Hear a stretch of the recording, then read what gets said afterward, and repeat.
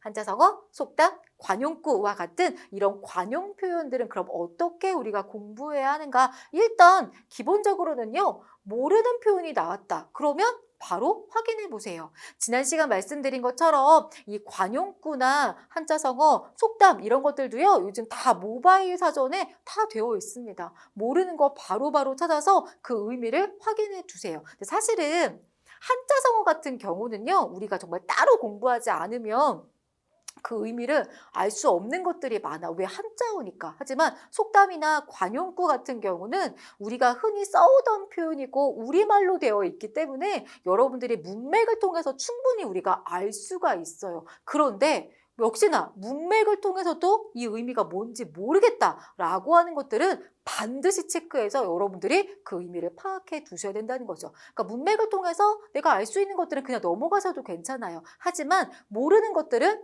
꼭 확인을 해야 된다라는 거. 그리고 두 번째, 어휘 카드를 만들어서 메모하고 확인하시는 것도 굉장히 좋은 방법입니다. 앞서도 말했지만 관용구나 속담 같은 경우는요. 사실 모르면 안 되는 것들이에요. 왜? 그냥 우리말이고 네, 우리말로 우리 대부분 순 우리말로 되어 있는 그런 말들이기 때문에 우리가 이런 것들을 모르는 건 네, 문제가 될 수 있거든요. 그러니까 여러분들이 이런 관용 표현에 해당하는 어떤 수첩 같은 것들을 하나 만들어 두시면 좋을 것 같아요. 그래서 내가 모르는 게 나와서 뭔가 사전을 찾아보고 그 의미를 파악했던 것들은 간단하게 메모를 해두시는 거죠. 예를 들어서 뭐 손이 크다라고 하는 것들을 손이 크다 모르면 그 의미들 이렇게 적어 놓으시면 나중에 그리고 이런 것들을 확인하시면서 이렇게 보시면 되는 거죠. 그리고 지난번도 얘기했지만 우리 이런 거 공부할 때는요. 항상 내가 아는 것, 모르는 걸 제대로 체크하시면서 공부하는 게 되게 중요하거든요. 일단 요 얘기 먼저 할게요. 자, 한자성어 앞서 말했지만 한자성어는 한자어로 되어 있어요. 어려워요. 그냥 그것만 가지고 우리가 의미를 파악하기 어려운 경우가 굉장히 많습니다. 그렇기 때문에 내가 한자성어가 좀 많이 부족하다 이런 친구들은요. 책으로 좀 더 체계적으로 학습하시라는 말씀을 드리고 싶습니다. 우리 역시나 서점에 가면요. 이런 한자성어들 특히나 뭐 중학생이 알아야 될 한자성어, 고등학생이 알아야 될 한자성어 이런 식으로 난이도를 조금 조절해 놓은 그런 책들이 있어요. 그 난이도에 맞게 자기에 맞는 그런 책을 사서 이렇게 표시를 해두시는 거죠. 여기 아는 것과 모르는 걸 표시하자라고 했는데 이건 제가 영어 공부할 때 영어 단어 같은 거 공부할 때 저는 이런 식으로 많이 공부했거든요. 그러니까 앞에 만약에 한자성어 아까 나왔던 우리 뭐 지음, 지기지요, 배가절연 뭐 이런 것들이 나왔을 때 내가 지음이라는 말은 확실하게 알고 있어. 그러면 별표를 치시는 거예요. 그러니까 모르는 거 표시하지 마시고 아는 거에 표시를 하시는 거예요. 아는 거에. 그리고 지기지우는 뭔가 알 것도 같은데 아리송할 때가 있어. 가끔 까먹을 때가 있는 약간은 조금 애매한 그런 말이야. 그러면 이런 식으로만 표시를 하는 거죠. 그리고 배가절연은 나 모르겠어. 그럼 아예 표시를 하지 마세요. 그래서 우리가 책을 만약에 다 보고 난 다음에 이제 이런 지음 같은 건 별 표시되어 있잖아. 다 아는 거잖아. 보지 마세요, 이거는. 지기지우나 배가절연을 보시면서 이제 내가 정말 확실히 안다. 그럼 또 이렇게 표시를 하시고 얘는 이제 조금 알 것 같아. 이러면 또 이렇게 표시하시고 이런 식으로 내가 모르는 걸 지워나가는 방식으로 이런 식으로 우리가 공부를 하시는 게 가장 좀 효율적으로 공부할 수 있는 방법입니다. 한자성어가 내가 많이 부족하다. 역시나 여러분 한자성어 나 좀 알고 있어. 이런 친구들은요. 굳이 책으로 사보실 필요는 없습니다. 하지만 내가 좀 많이 부족한 것 같아. 자신이 없어. 이런 친구들이라면 이런 방식으로 해서 하루에 한 장씩, 하루에 두 장씩 이렇게 방학 동안 최소한 방학 동안만이라도 이런 식으로 연습하시면 여러분들 실력이 쑥쑥 올라갈 거고요. 또 하나 한자의 의미도 파악하시면서 우리 가보도록 하자고요. 여기 나와 있는 지음 같은 경우에는 알지자에 소리 음자를 쓰거든요. 소리를 안다라는 뜻입니다. 소리를 안다라는 게 자 일단 이거 소리를 안다라는 뜻이구나라고 하는 이런 한자의 기본적인 의미도 파악해 보시고 그런 후에 이게 근데 왜 소리를 아는 게 내 마음을 잘 알아주는 친구를 말하는 거지? 라고 하는 거 맞아요. 이 한자성어가 관련된 고사가 있기 때문이거든요. 이렇게 고사도 함께 공부하시면 좀 더 머릿속에 쏙쏙 들어가니까요. 함께 고사도 공부하시는 거 잊지 마세요.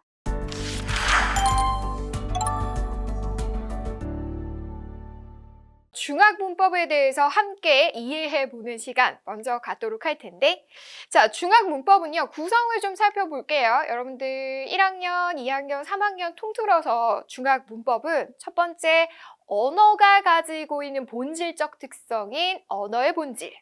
그리고 두 번째는요, 의문이라고 해서 우리가 그렇죠, 말의 뜻을 구별해주는 소리의 가장 작은 단위를 의문이라고 하는데, 자음과 모음과 같은 것들을 말합니다. 그래서 의문의 체계와 그 특성에 대해서 함께 공부하는 문법. 그리고 정확한 발음과 표기는 어떻게 하는지, 우리가 뭐 한글 맞춤법이라든지 표준 발음에 대한 내용들을 함께 공부하는 것도 문법에 포함이 되고요. 또 단어들을요, 그 특성에 맞게 분류해서 묶어놓은 품사에 대해서도 함께 공부합니다.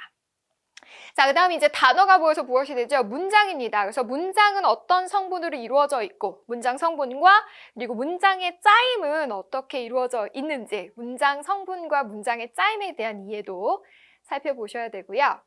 자, 이어지는 내용 보시면 이제 담화입니다. 그 이야기를 이루는 이 담화의 개념과 특징, 그리고 우리 문자, 그렇죠. 우리 고유의 문자 한글의 특징도 문법에 들어갑니다. 그래서 한글은 도대체 어떻게 만들어졌을까? 즉 한글의 창제 원리와 한글만의 특성에 대해서 함께 공부하는 부분도 문법에 포함이 됩니다.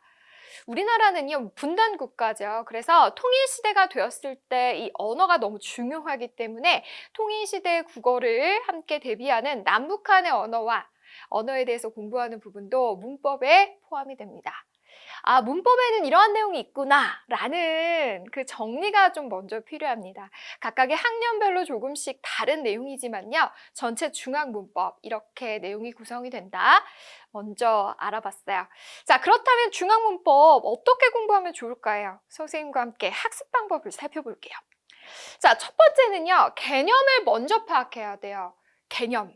예를 들어서 우리가 품사라고 하면 품사는 뭐냐고. 그 다음에 여기서 출발을 해야지 다른 내용들 막 예시 외워요, 문제 많이 풀어요, 아무 소용이 없어요. 자, 품사에 대한 것은 품사라는 개념부터 출발합니다. 의문이라면 의문의 개념부터 출발하는 거예요. 문장 성분이라면 문장 성분이란 무엇인지 그 개념부터 출발하셔야 돼요. 자, 그래 개념을 먼저 파악하는 것부터가 바로 문법 공부의 핵심입니다. 왜냐하면 탑을 쌓는 것과 같아요. 우리가 이제 기초공사 튼튼하게 탑을 쌓아야지 안 무너지잖아요. 그런데 문법의 개념을 공부하는 건 기초공사랑 같습니다. 밑에 이제 기초를 튼튼하게 쌓아야지 위로 공든 탑을 쌓아야 이제 그 탑이 쉽게 무너지지 않잖아요. 개념부터 명확하게 파악을 하셔야 그 이후에 이어지는 내용들도 그렇죠, 이해가 됩니다. 자, 두 번째는요, 이제 개념을 이해했다면 다음은 원리예요. 자, 원리를 이해하는 것은요, 선생님이 이렇게 비유하던데요, 수학의 공식과도 같습니다. 선생님 국어잖아요, 뭐 이런데 유일하게 공식화해서 우리가 좀 더 이해할 수 있는 분야가 바로 문법이라고 보시면 됩니다. 예를 들어서 문법의 체계에서 어떤 부분을 우리가 함께 살펴봐야 되는지, 그리고 예를 들어서 의문의 변동규칙이나 이런 규칙들이 있거든요. 그러면 그 규칙과 원리를 기억하고 그 규칙과 원리를 좀 공식처럼 머릿속에 좀 암기할 필요도 좀 있는 거예요. 그래서 문법이 이 원리를 제대로 이해하지 않은 채 앞에서도 얘기했던 것처럼 자꾸 문제만 풀어요. 자꾸 막 예시만 많이 봐요. 아무 소용이 없어요. 그래서 개념 먼저 파악했다면 원리, 규칙을 마치 수학의 공식처럼 나중에 이제 예시들을 적용해서 보는 것처럼 원리를 이해하셔야 되겠습니다.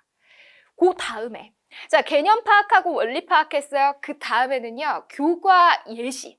즉 교과서에 나타나는 예시들이 있거든요. 그 예시를 적용해 보는 거예요. 자, 품사란 무엇인가? 개념을 정리했고, 품사가 어떻게 이루어져 있는지 그 원리를 이해했어요.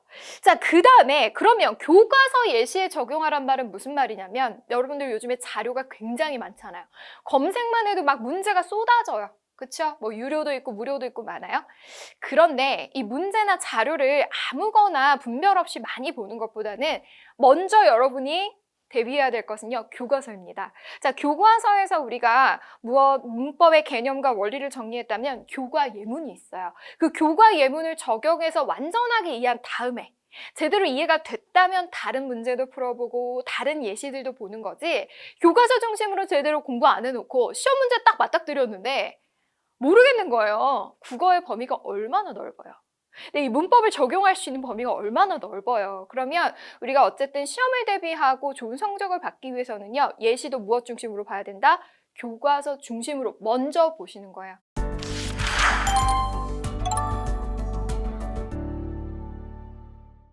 국어 공부할 때 얘들아 이거 진짜 반드시 알아야 돼요. 제일 중요한 게요.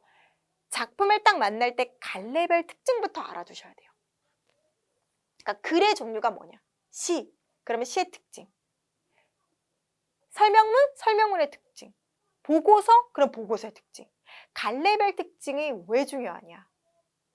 시험 문제에 무조건 나와서 이기도 하지만 그 작품을 대할 때 그 작품을 쓴 사람이 이 글을 왜 썼는지를 알 수 있어요. 소설이다. 그리고 설명문이다. 주장하는 글이다. 아, 주장하는 글. 뭔가 나를 설득할 게 있구나.